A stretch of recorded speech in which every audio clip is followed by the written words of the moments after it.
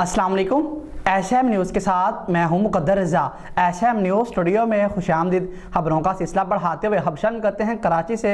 कराची में निजी बैंक के पैसों से भरी गाड़ी लूटने वाले मुल्जिमान को पेशावर से गिरफ्तार कर लिया गया है। पेशावर पुलिस का कहना है कि 3 मुल्जिमान को थाना तकाल की हदूद से गिरफ्तार किया गया। इसी हवाले से मज़ीद तफसीलात बता रहे हैं कराची से हमारे ब्यूरो चीफ जुल्फ़कार अली। जी जुल्फ़कार, आगाह कीजिएगा इस हवाले से। जी बिल्कुल, पेशावर पुलिस ने अहम कार्रवाई की है। कराची से बैंक गाड़ी लूटने वाले 3 मुल्ज़मान को थाना तहकाल की हदूद से गिरफ्तार किया है। पेशावर पुलिस हकाम का बताना है कि मुल्ज़मान ने 10 अगस्त को कराची में निजी बैंक से रकम ले जाने वाली गाड़ी लूटी थी। वारदात के दौरान 20 करोड़ 50 लाख रुपए लूटे गए थे।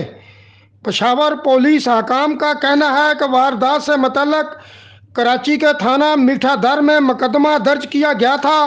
मुल्ज़मान की गिरफ्तारी से मुतल्लक कराची पुलिस को आगाह कर दिया है। गिरफ्तार मुल्ज़मान का तल्लक कराची से है। मुल्ज़मान का पेशावर में बिजनेस करने का मंसूबा था। मुल्ज़मान से इब्तदाई तौर पर 70 लाख रुपए और वारदात में इस्तेमाल होने वाली गाड़ी बरामद कर ली गई है। पुलिस के मुताबिक बैंक की गाड़ी का ड्राइवर मुल्ज़मान के साथ राब्ते में था। नामालूम मकाम पर मुल्ज़मान रकम तकसीम करके दूसरी गाड़ी में रवाना हो गए थे। जी बहुत शुक्रिया जुल्फ़कार तफसीलात से आगाह करने के लिए। अब तक के लिए इतना ही। मज़ीद खबरों के लिए देखते रहिए एशएम न्यूज़।